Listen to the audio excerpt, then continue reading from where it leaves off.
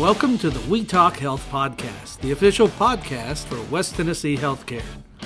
Please be advised that this podcast is not intended to replace any medical advice. Always follow your medical professional's advice and direction. Nothing said in this podcast is intended to supersede or supplement the direction of your medical caretakers. If you have any questions, please reach out to us at wetalkhealthpodcast@gmail.com, and we will do our best to answer any questions you may have. Welcome to another episode of We Talk Health. My name is Kwasigroh, and today is August the 5th. Today we're doing a very special podcast, and we're calling it Covid-19 Update from the Frontlines. So joining me today, I've got Brandi Pruitt and Blake Jordan in the room with me, and I also have Katy Cravins on the phone. How are you guys today? We're doing well. How are you? Pretty good. Thank you guys for joining us today. We wanted to do this podcast just to kind of give the public a bit of an inside look of what it's like to be a nurse on the COVID floors with COVID patients. So thank you guys for being willing to take the time to do it. So I wanted to ask you, what are each of your roles for West Tennessee Healthcare? Katy, let's start with you. I am the director of C7. We are a COVID telemetry unit. Okay. And Brandi, what about you? I'm a staff nurse in CCU, which is currently one of the COVID ICUs. Okay. And Blake? I'm the respiratory care manager, and I deal with taking care of the ventilator patients in the ICUs. Okay. Like I said, thank you guys for jumping on, especially at the last minute. So there are several questions that we've been wanting to ask, and we'll just go ahead and dive into them now. So is COVID real? Is it a real thing from your experience? Yeah, I'd say, absolutely, it's real. There's no doubt about that. Dr. Dean Curry made a post recently, and he kind of worded it very well when he said, if we could take the general public and put them in our shoes and walk through our intensive care unit and see these patients, see their suffering, and see the anguish on the staff's face, that would make it real for everyone. Sure. I agree with Blake that COVID is very real. And like he said, if just the general public had the chance to walk through our ICUs and see the shape that the patients are in and the stress that the staff is under, I believe they would think that it was 100% real as well. Sure. So what is it like taking care of a COVID-19 patient? I imagine it's a little bit different than taking care of maybe a normal person who would be in the hospital. So can you kind of give us a day-to-day of what you guys have to do?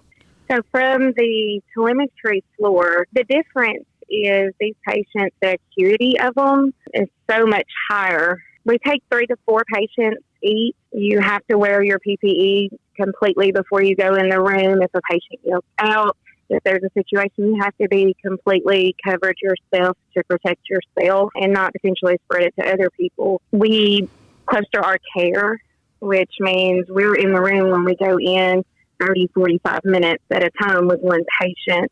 And wearing everything that we wear, it is extremely, extremely hot. I was going to say, just wearing a mask, for the 10 minutes you would be in the grocery store, your face might feel a little hot, but I can't imagine having to wear the full get-up that you guys have to wear. So what exactly are you guys having to wear?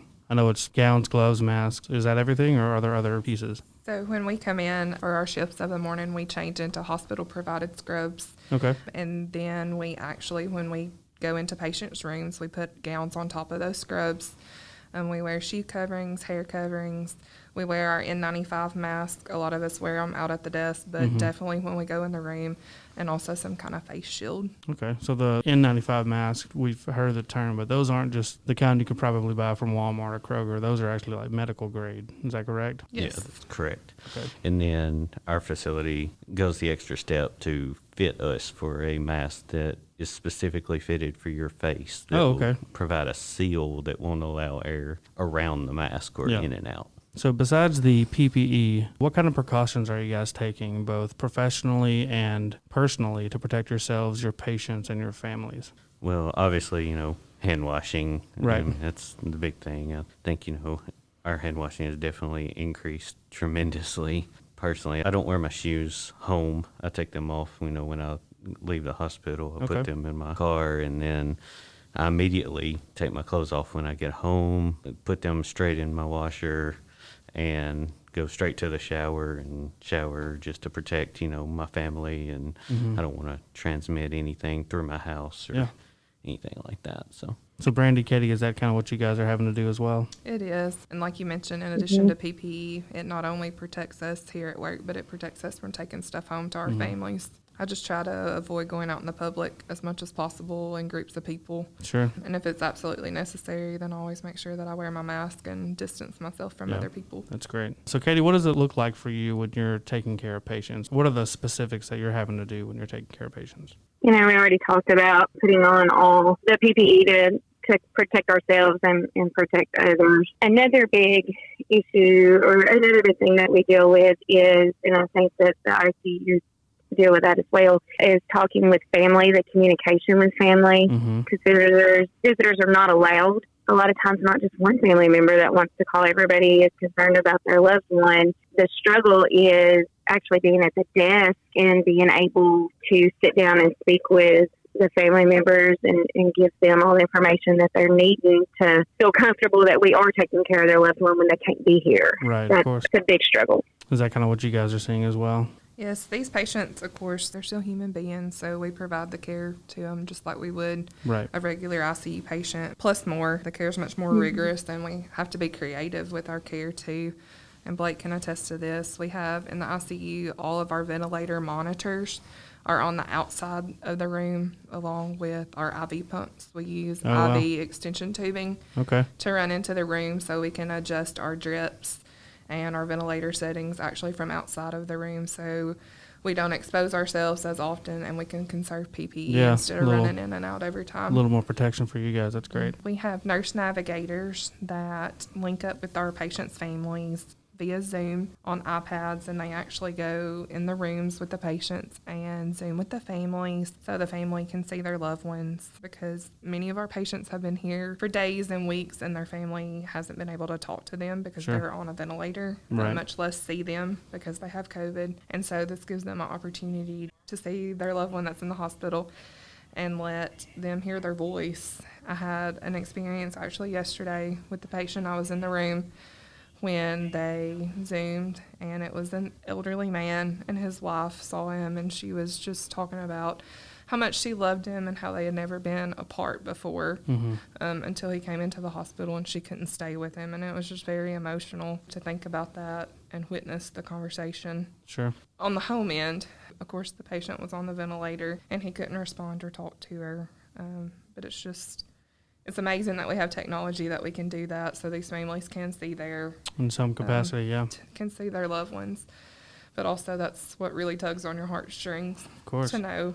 Well, let me ask you this. I'm not clinical. My degree is in music, so I just don't know. So when people are on a ventilator, does that mean they're essentially in like a medically induced coma? Or how does that work? Most of the time, yes. So there will be, an endotracheal tube placed into the trachea, and we will breathe for the patient to support the patient. These COVID patients are so sick that pretty much they're all in basically what you would consider a medically induced coma. Gotcha. They're on medications to keep them sedated, to take away the work of breathing until their bodies can recover and heal and they can support themselves. Gotcha. So are extreme COVID symptoms limited to only older or more at-risk patients? Or are you guys seeing younger and quote-unquote healthier people coming into the hospital at risk as well? I would say the extreme COVID symptoms are not just limited to the elderly. We've seen firsthand younger, healthy individuals that are at risk and suffer. I personally have taken care of a 37-year-old for the past 2 weeks. Wow. That has COVID. My director, Connie Thornburg, gave me some statistics today. Our average age of patients in CCU today is 58 years old.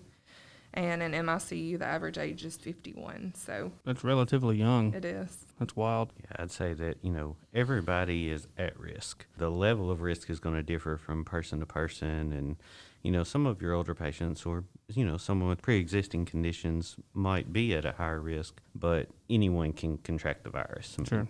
I've had coworkers contract it. So I'd say you can't predict how it will affect each individual person because we're all different. Right. So there's just really no way to know your risk level until it happens. Right. So if you were able to pinpoint maybe the biggest misconception about COVID, what do you guys think that would be? I would say the biggest misconception is that it's a hoax. That it's a hoax? It's completely real. Yeah. And you guys obviously see it firsthand multiple times a day, so. Right. That it's a hoax or that I'm not at risk because I'm healthy. Right. So I'm fine. I can go and do whatever I want to do. That's just not true.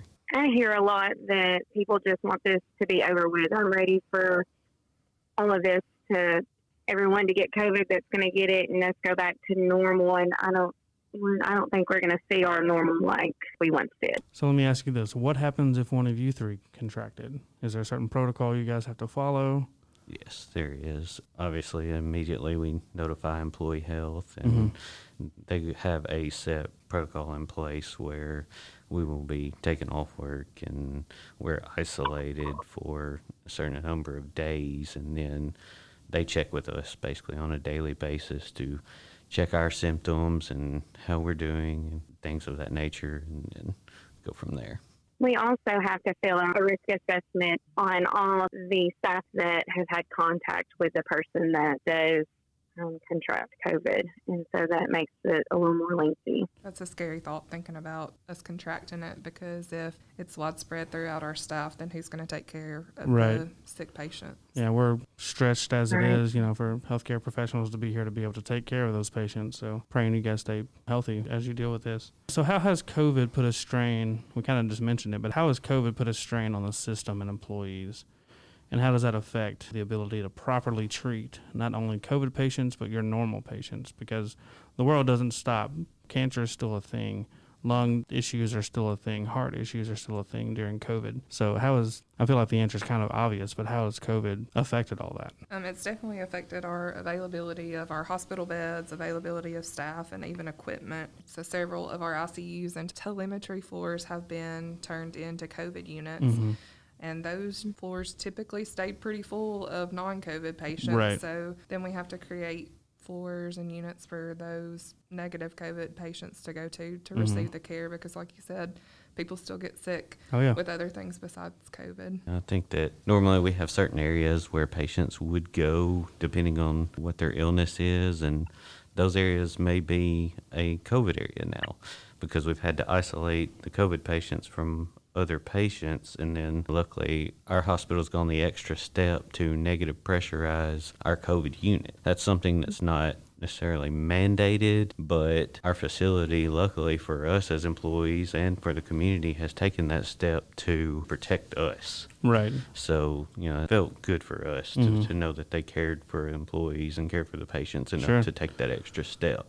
Now, you're talking about if you were to drive by Jackson General, you'd see those big generator-looking things maybe sitting outside of the front entrance or the entrance by patient discharge area. You're talking about those big machines, right? Yeah. And it's put a strain on the system just from a staffing issue because of the fact that, normally a patient who might require a certain amount of time to care for, it just takes so much more time. It's so much more labor intensive. Sure. Because I can't just wash my hands and go in the room and take care of the patient.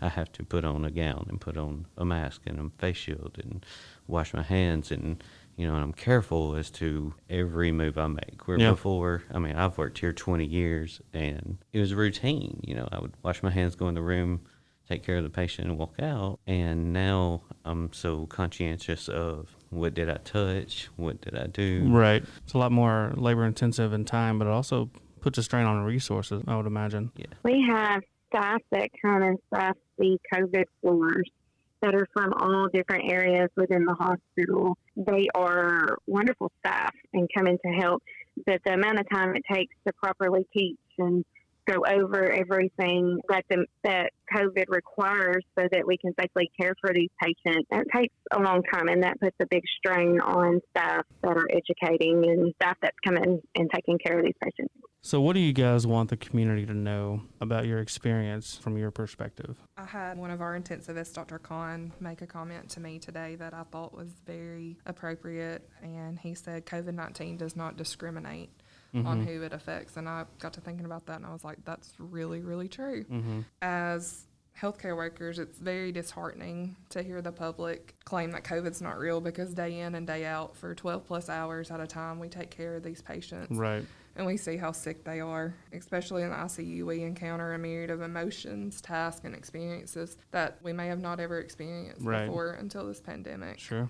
I think Brandi touched on that with, the emotions and the experiences and some of the frustration with what you hear from some of the general public that it's not real or they're not going to comply with certain things. And you just you try to tune that out, because we come to work every day to take care of people, because that's what we do. Right. And that's what we've devoted our careers and our lives to. And, we sacrifice with our own families to take care of people. Of course. And easily a lot of these nurses could have said, I'm not going to do this, but they don't. They keep coming back day after day to take care of others. Mm-hmm. And the emotional strain it's real. I mean, you go home and you worry about these patients at night. Sure, of course. Because you know that when you bring someone into the ICU and you put them on life support, and, I had a personal situation. We had a patient who, he looked us in the eye and said, am I going to die? And, you want to tell them, no, you're not going to die. But, in the back of your mind, it's a possibility. Right.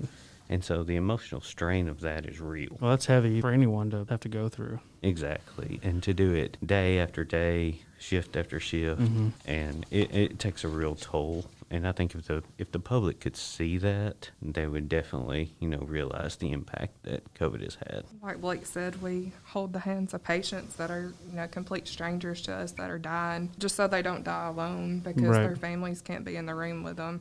It's just a very sad sight to be sitting in the room with the patient and their family, watching them pretty much just die from the glass window. Yeah. And a lot of times, we, like Katy was talking about, we have to console the families and update them over the phone because of our visitation restrictions with the COVID patients. The last time that families might get to see their loved one alive is when they drop them off at the ER, Yeah. or when EMS picks them up to bring them into the hospital. Katy, what about you?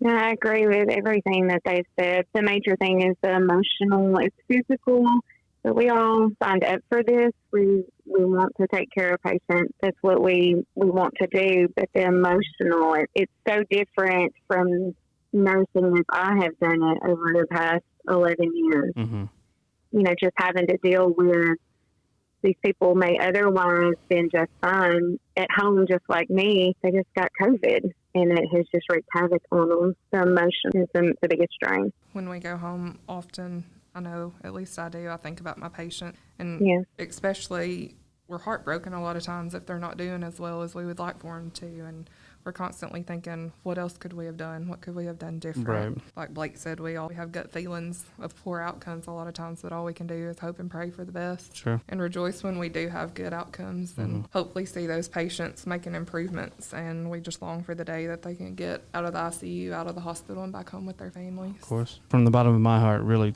thank you so much for what you're doing. I know you guys hear that a lot. And maybe sometimes it feels like you don't hear it enough, but you guys are really doing an amazing job with our patients, for the people here in West Tennessee, and we can't thank you enough for what you're doing. Thank you for taking the time out of your day to come talk about this. Let the general public to know that this very much is a real thing. We have firsthand experience here in the room with me. Take this seriously. It really is a big deal. Thank you again so much for listening to another episode of We Talk Health.